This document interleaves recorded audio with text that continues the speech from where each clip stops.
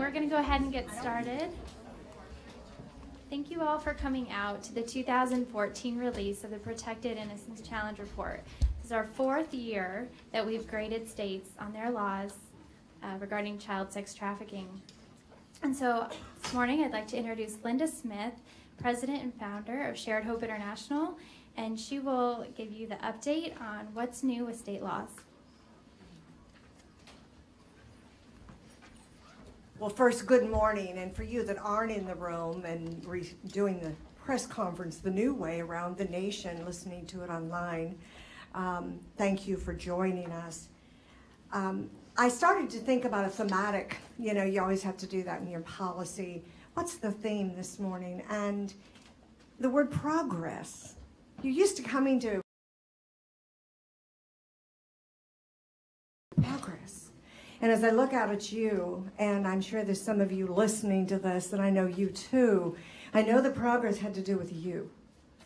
We can, in policy, do many things. We can put together documents, we can try to lobby, but without advocates on the ground, we can't do anything.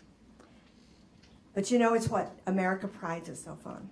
It's what encourages us most each day, and it encourages us to, and this was one of my staff's statements, and I thought, she's so smart. Taryn, you're just amazing. She said, progress encourages us to step up, step out, push the limits, and push forward. And I think that's where we are in this movement. Today, as Shared Hope releases the 4th Annual Protected Innocence Challenge Progress Report, and I know I'm supposed to call it just the Protected Innocence Challenge, but the progress is the defining mark in the challenge. For you that need a little bit of reminder, and some of you live and breathe on the legal briefs because you're changing your state's laws, but I'll give you a little summary. The Protected Innocence Challenge is an evaluation of state laws designed to hold states accountable and to provide critical resources and legal drafts so state lawmakers can create the strongest legal protections against child trafficking that is possible. Only 4 years after the inaugural launch of the Protected Innocence Challenge, the landscape of the state frameworks has dramatically improved. Not a little bit, a lot. In 2011, the first year of the Protected Innocence Challenge, only 10 states had any grade of C or higher. I won't say what the rest of them were, but it weren't party. This year, 34 states have earned a C or better, and that's because of you. For you that are out there listening, the room is full of people from states. There's 41 states at this conference where this is being released, receiving this information, and most people in this room have made this success possible. 8 states raised their grades since 2013, the last report card, bringing the total number of states that have raised their grade to 42. Louisiana is leading the nation with 96 points. Anybody from Louisiana here? Oh, you should clap. You should just raise your hand. Good job. Tennessee and Washington are nipping at your heels. They're right behind you. Anybody from Tennessee? Woo! Yep. How about Washington? Come on, make a noise. Delaware and Pennsylvania are the most improved this year. They both raised their score by 16.5 percentages, which is amazing. Now, some of these numbers are just off the wall. As a prior state policymaker before I went to Congress, this is a lot of effort. 530 bills were introduced in 42 states and Washington, D.C. in 2013 alone. 37 of the states, now that really, I'll have to tell you, a lot of junk bills are introduced and they don't go anywhere, but this is the number. 37 states actually enacted legislation on domestic minor sex trafficking last year. 37 states and 123 bills just this last year. That's pretty amazing. I do want to congratulate you, and there's always the however and the but, right? Well, I'm going to get to the however and the gap between the states is becoming a concern to shared hope in a lot of the advocates, because there's so many of you that are just really strengthening your laws, and some of your legislators are saying to law enforcement and prosecutors, use my laws. You've had them a year or two, and that's starting too. And so with that enforcement, we're concerned that we're creating a dangerous, I guess you could say, trench of exploitation, that we have possibly created magnet states by inaction. There are some trends that are concerning to me. They're not moving fast enough. California and New York are among 20 states that do not require a buyer to register as a sex offender if convicted of human trafficking. That's serious. That means they can go back to somebody's neighborhood and you don't know. The only thing they did is brought money to the crime. Had they not, they would be on the sex offender registry. That's a concern. Buyers are still benefiting from a loophole in over 30 states' laws that allows buyers to limit their liability by claiming they did not know the age of the victim. How many places in the law do we say have an oops factor when it comes to children? You don't get to run over a person in the street and say, I just didn't mean to drink that much. I just didn't know my tolerance level was that. You do the crime. Well, we're talking about America's children. So you that have states that have that problem, go back home and change that. They abuse somebody else's daughter. They should serve serious time. 9 states have not raised their grade at all since 2011. 4 of which, Maine, California, Michigan, and South Dakota, have failing grades. And they really are significantly low levels of law. They need a lot of improvement. Now, Michigan is right now doing something about that. So I keep watching for, have they passed the bill, have they passed the bill? They're in the process. I believe things are going to happen. As neighboring states strengthen laws against this crime will shift to areas of legal tolerance. Now, some would say, how would you know that? Markets always do. It's just a market. You go where you have the lowest cost and the less risk. Traffickers and buyers will mitigate that risk of the crime by traveling to states with weak laws or low enforcement of laws. I'm going to call out a state that we actually trumpet many times, and that is South Dakota. I keep hearing in South Dakota, it's okay, the U.S. Attorney takes care of it. And the U.S. Attorney is here, and he's absolutely amazing. And he has prosecuted buyers, and he has been upheld under appeal. What if that U.S. Attorney goes into private practice, goes to another state? That state has 58% of the law they need to protect their children.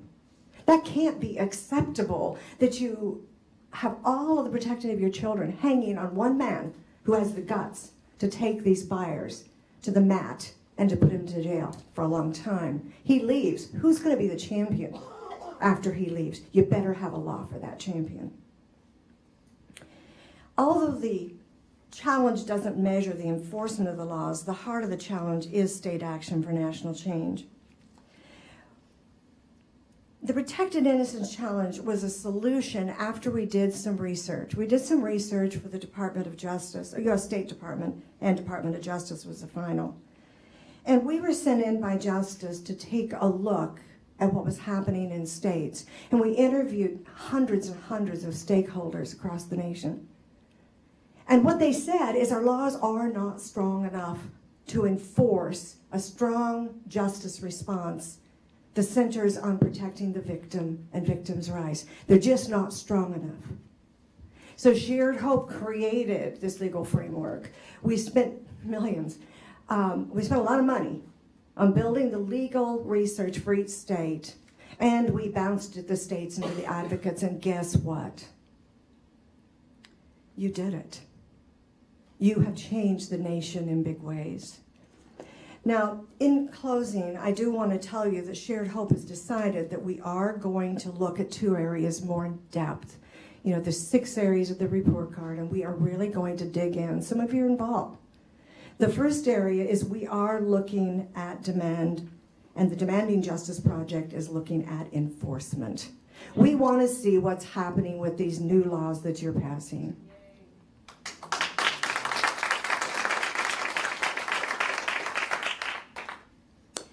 And some of you are here and staying, and we welcome you to stay.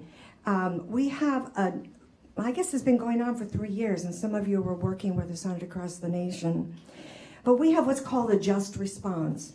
Now, just response is about juvenile sex trafficking. So if you think about juvenile sex trafficking response, what do we do to bring about justice for these kids? What are the systems that need to change? Who's doing the best? And how can we make sure that we spread that across the nation? Well, I hope you'll join us this afternoon for that. And I want to thank you for joining us this morning to celebrate progress and to now step out, step up, push the limits, and push forward to assure children are safe across our nation. Thank you.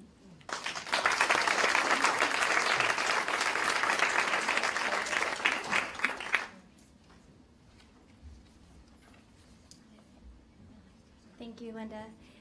Next, I'd like to welcome a very dear friend of Shared Hope International, Jen Spry. Jen is an author, advocate, and a survivor. And this morning, she'll be speaking to you a little bit more about the laws in Pennsylvania and the need for America really to step up as a nation to keep improving laws and keep strengthening our response to children.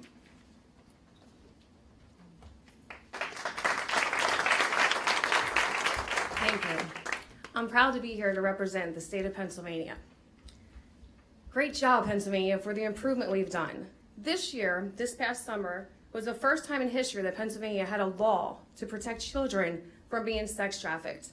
We had human trafficking laws, but it did not include minors. This is the first time, July 13th, we passed SB 75 Act 105, and this protects children, domestic minor sex trafficking. So kudos, Pennsylvania. The main area that we improved upon was legally. So we put the law in effect, and we also have officers that are enforcing it. We have now empowered our cops to press charges and bring justice. This time, the cops will get the bad guys. We also have a training that's been implemented, and that is identification training. This is key. The children are not the actual criminals, but they're the victims. And it's time that we start looking at this and change our laws and to change the way our government and our officers and even our citizens look at these situations and look at these children. So, I myself am a survivor advocate of human trafficking. At 8 years old, I was trafficked in Pennsylvania in a suburban neighborhood. When I finally did come forward and tell my story, no one knew what to do. That is still the theme today, and that really brings me to the point. This meeting is really, the theme of this is progress. Progress means we've come so far, but look where we're going. So I want to keep focused on resources. As you look at the report cards around the nation, you will see there are areas of concern, and resources happens to be one of the key concerns. So I implore everyone here and everyone listening and watching and our states to do something about it. It's time that we really do put our mouth and our laws where our hearts are, and that is to protect the children. Resources are key. Implementing these laws is key.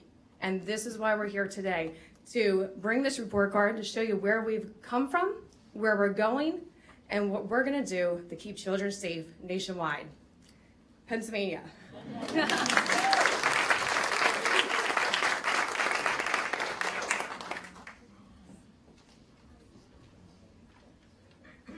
Thank you, Jen. Next, I'd like to invite Savannah Sanders, author, training coordinator of O'Connor House and Safe Action Project, and sex trafficking survivor. Thank you.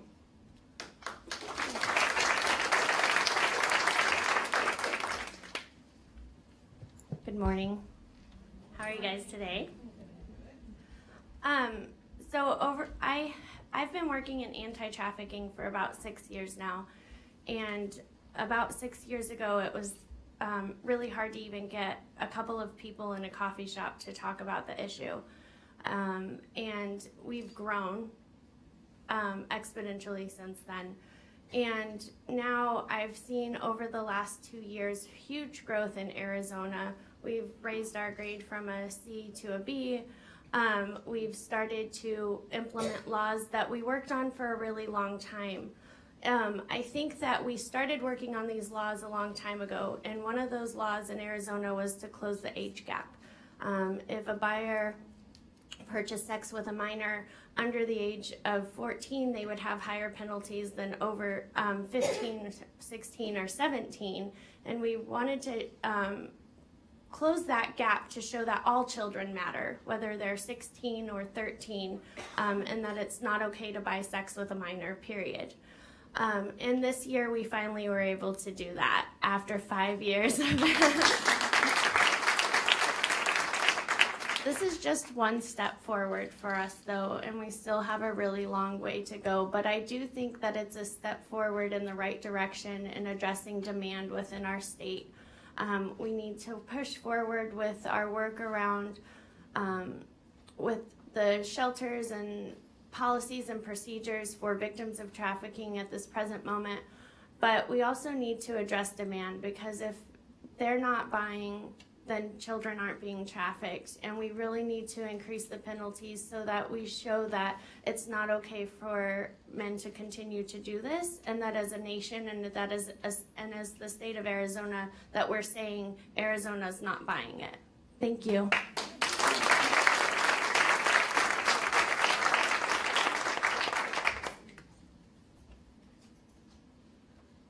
Next, I'd like to welcome Margie Quinn, Assistant Special Agent in Charge in the Tennessee Bureau of Investigation.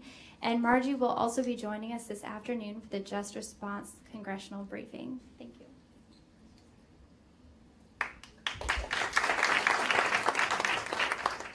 Thank you. Good morning.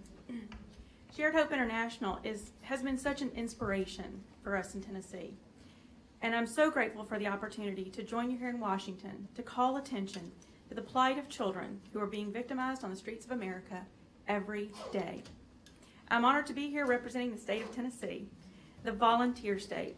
In the fight against human trafficking in Tennessee, volunteerism is a partnership between state agencies and nonprofits. We see this volunteer spirit every day across our state on behalf of trafficking victims. In fact, a public-private partnership between the Tennessee Bureau of Investigation and the Tennessee Women's Fund Alliance used private funds to design a professional public awareness campaign in highway rest stops and welcome centers. That campaign reached across the state to millions of visitors and Tennesseans across the state. On the public side, the TBI launched its own public awareness campaign this summer called It Has to Stop, with a website, Facebook page, and a public service announcement.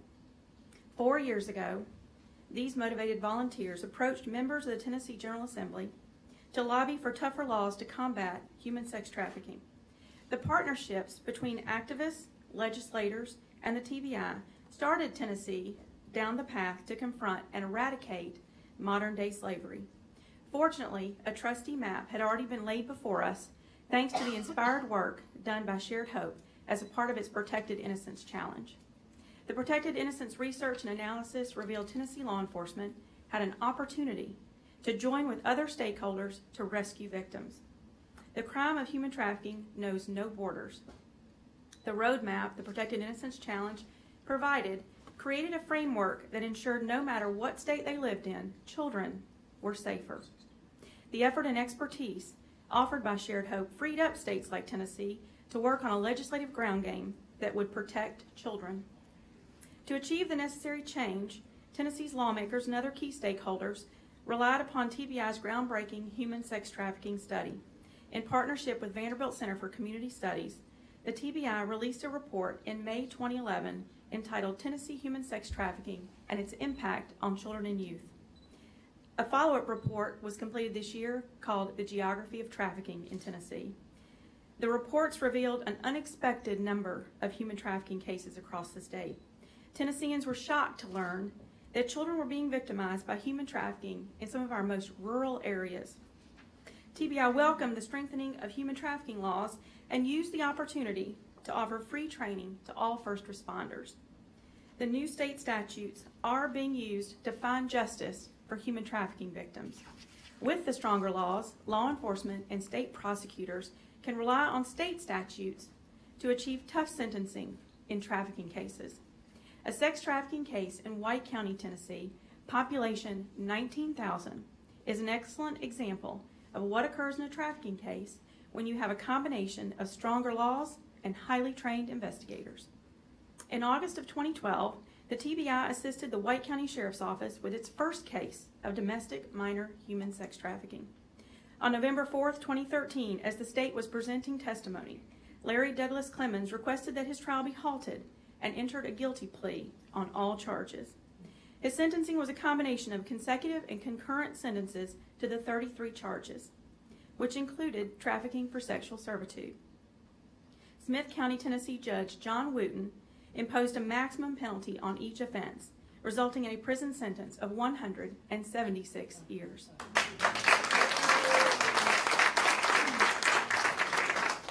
All 33 of the charges relate to a single minor female victim. Tennessee is proud to partner with Shared Hope to lead our country in the fight to protect children from commercial sex trafficking. TBI and our partners are well aware that some of our greatest challenges lay before us. We must create and implement a comprehensive training curriculum for police officers, social service professionals, and healthcare workers to identify the signs and signals of a sex trafficking victim. We need to develop treatment and service options that emphasize that the child victim needs help, not prosecution, and that people who buy and sell children online should bear the harshest condemnation of our laws. First and foremost, we must educate that a child victim of sex trafficking is not an offender. The alternative is that the system continues to fail victims, that they continue to go unrecognized, unidentified, and unrescued. This means we are failing our victims, and failure here is not an option. Thank you.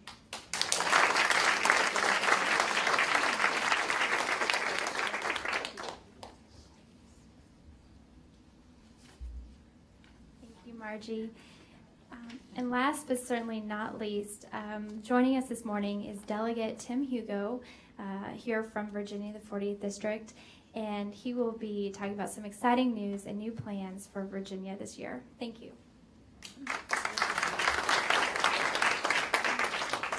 Well, first I want to thank Shared Hope International for all they've done and what they're doing, because the way I said, sex trafficking is a evil that lurks in the darkness, and Shared Hope is truly bringing light to cleanse that darkness and get it out. And it's so uncomfortable. People don't want to talk about it. I remember Linda, who I've known for 20-some years when she was a member of Congress, was shaking things up then. And she and Tab Mansfield, who worked with me, and Samantha came to see me 4 years ago and said, Tim, we'd like to talk to you about sex trafficking. I was like, well, I'm in Richmond. That's Congress. This is stuff that happens in Thailand. It doesn't happen here. And they came to my office and sat down and talked about, this is something that's happening in your area, in Northern Virginia, and it's something you need to think about. And I was like, Tab, I'm very focused on business issues and tax issues. And then Tab was very smooth. She started asking me about my 4 kids and how my children are doing.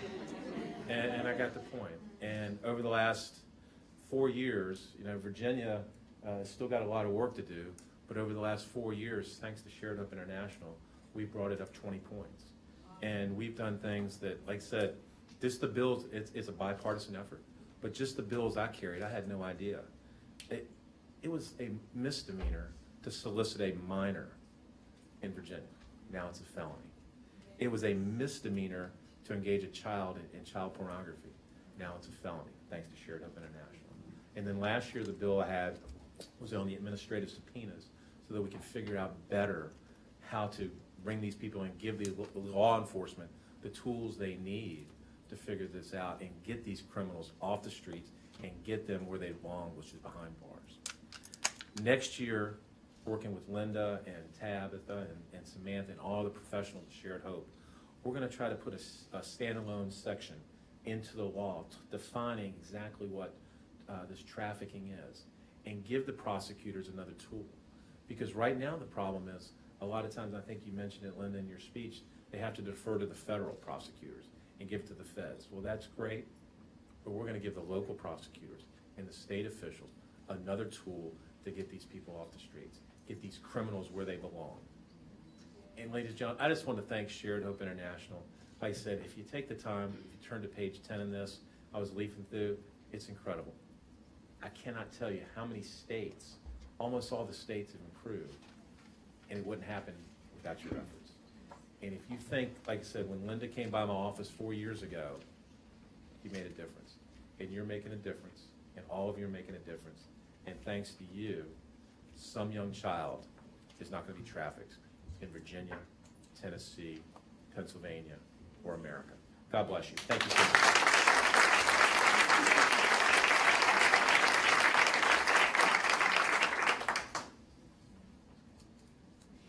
Thank you so much, Delegate Hugo. This concludes the press conference. For those of you who are watching online, we'll be resuming streaming in about 30 minutes. We begin the congressional briefing. Everyone else, you're welcome to stay here. The briefing is in the same room. And any media, we will have today's speakers up at the front for one-on-one interviews. Thank you.